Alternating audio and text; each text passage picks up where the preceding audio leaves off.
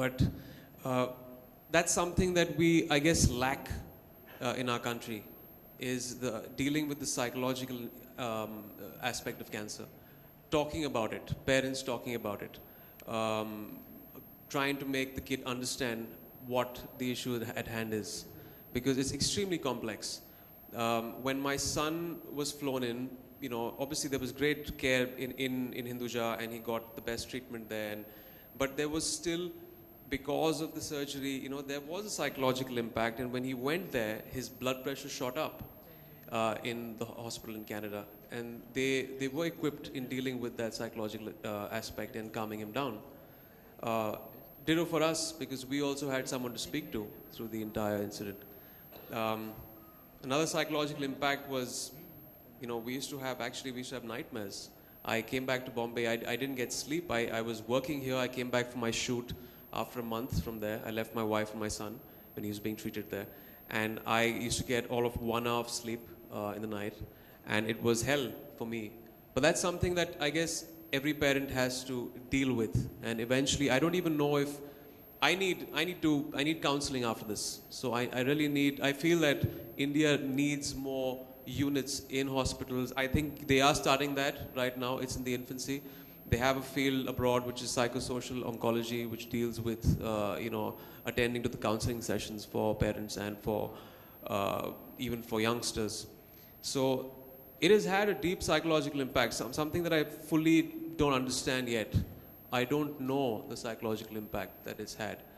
And as far as the cost goes, of course, my family could deal with it, but there is this huge problem, surmounting problem that you see in real India, in rural India. Because I've got so much of fan mail on Twitter and on my mail after the book was written, that generally the cases are, there's a late diagnosis, there's no awareness there, there's illiteracy, they don't understand what cancer is, there's social stigmas there.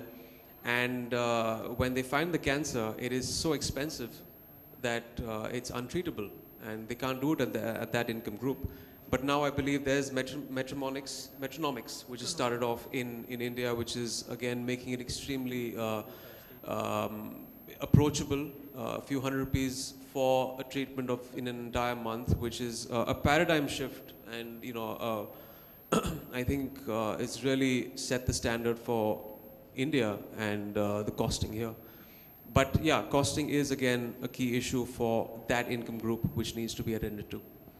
Yeah, definitely. I think psychological impact is something that we often discount as doctors. I mean, as doctors, we tend to concentrate on the disease.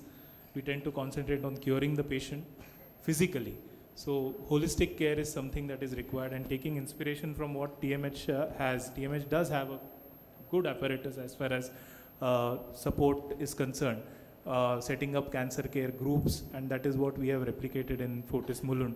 Dr. Badwe sir, do you think we should have more of these counselors take up these messages? When they take up ads, for example, now we are seeing, I'm sorry for being blunt, but pan masala, which is supposed to be as dangerous as... Everybody takes upon himself to endorse a pan masala. He's definitely being very ignorant. When you face the situation firsthand, you realize that these are the things that you cannot touch, let alone be a role model and promote them on TV and in other media. And, as an actor, you do have a social responsibility, but where does the ignorance, how do you kind of correct that? Because till my son didn't have cancer, I didn't realize most of the hurdles that I had to cross in that situation. There, for example, cancer is a very minuscule percentage is genetic, and I realized that the lifestyle has a huge part to play in cancer and fighting it. So there were two options left to us: either we treat the cancer momentarily, or you nip it in the bud. How do you do that? You get down to actually making, huge lifestyle changes. For example, sleeping, handling stress, your diet. A lot of dietary things that are promoted by celebrities, they still don't know that is harmful. Kerala has started a very good thing, the fat tax, which has been started, which I tweeted yesterday and felt that it should be inculcated in all states. And as far as cigarette smoking, as far as smoking goes, I feel, forget about taxing, it should be banned. Um, you know, we know that back in the 80s and the 70s, there was this huge problem with the tobacco lobby where there was not enough evidence to prove that tobacco was actually causing lung cancer. And this debate went along for the longest time. And I think the last Marlboro ad was promoted in 1990. And after that, there was this thing on packages saying that it is injurious to health. Who is going to tell people, the system is not telling people that fast food joints, your burgers, your juices, all that is actually adding up. There are carcinogens out there. Who's going to inform people about all those things? So there's a lot of things that the system needs to put forth and say that these are harmful and this is cancerous. So that is not even there in our consciousness. That is not there in our awareness. Forget about in the rural areas. It's not there in education, educated sections in Mumbai. We don't know about it.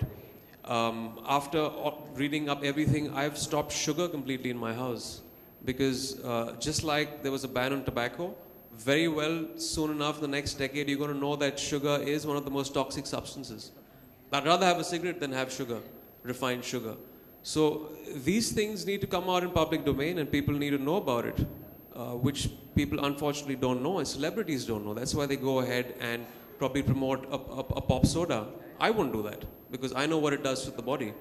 I know firsthand from my son's experience and after reading about all of this.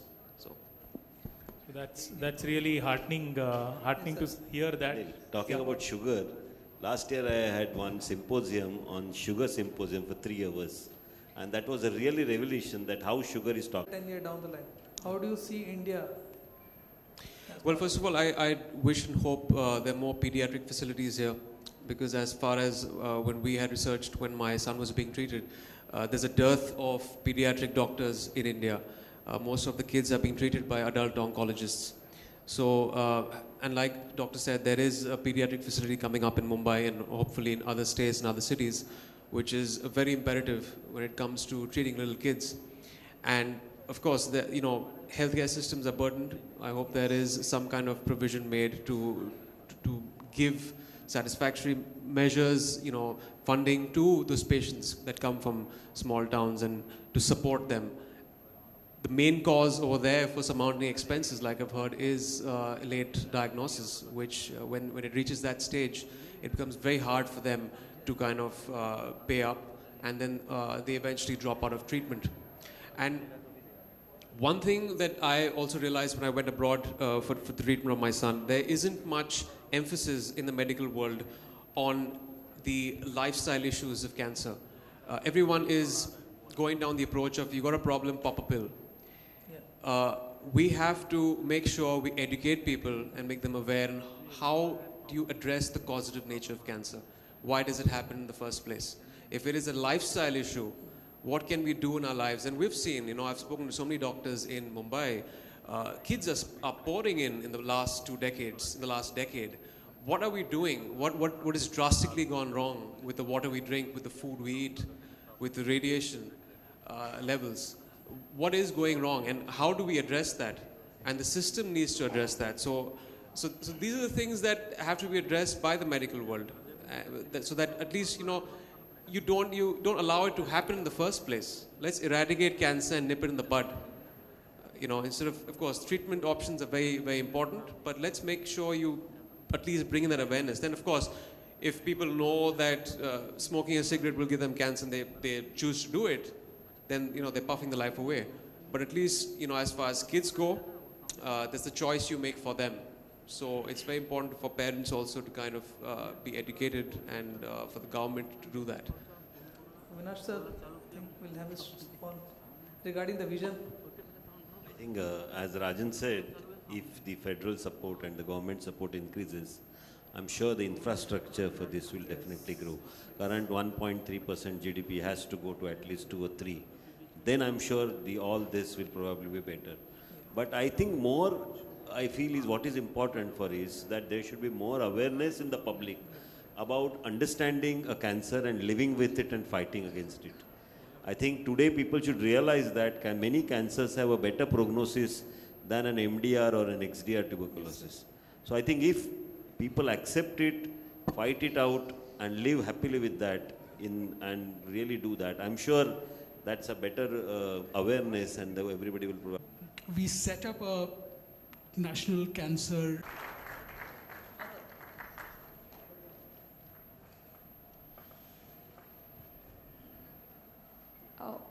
I'm going to ask Dr. Tejinder Singh to kindly.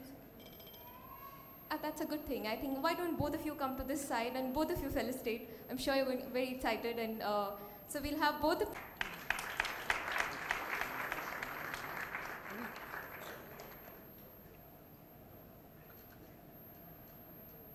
I think the clap should continue. Thank you.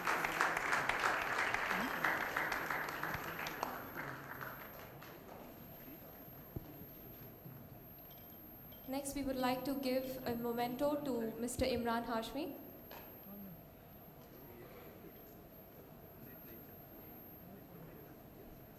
I thought you would be whistling and hooting right now.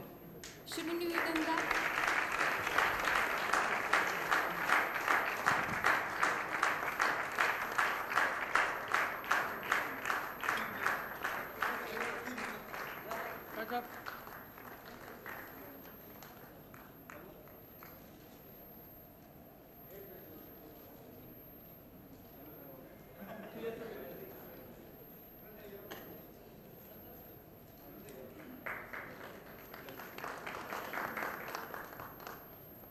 I would, one mention that I would do is Mr. Emraan Hashmi's book, The Kiss of Life, has become a national bestseller.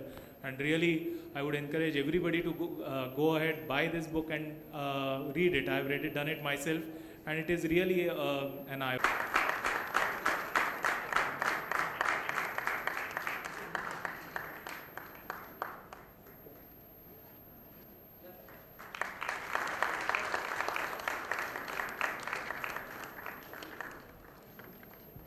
Thank you so much, all of you. We've really come to the end of the session.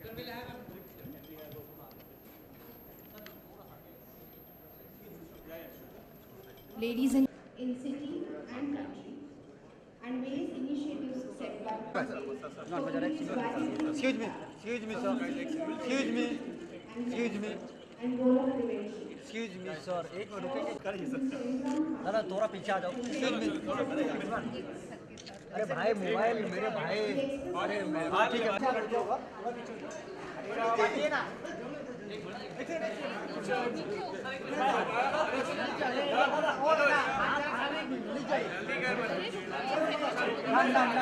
Done.